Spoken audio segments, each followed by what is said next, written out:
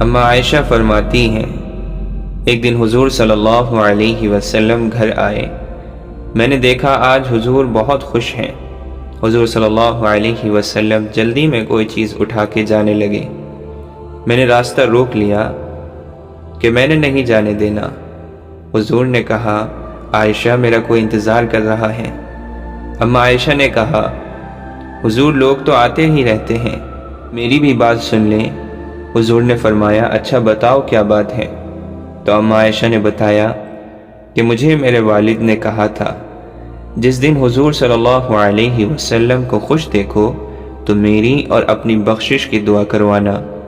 حضور نے ہاتھ اٹھائے، اے اللہ، عائشہ اور ابو بکر کو عزت والی زندگی عطا فرما۔ اے اللہ، ان کا حساب قیامت میں آسان فرمانا۔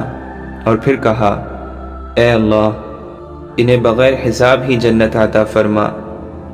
حضور دعا مانگ چکے تو پوچھا، عائشہ خوش ہو گئی ہو؟ اما عائشہ نے فرمایا، جی حضور خوش ہو گئی ہوں۔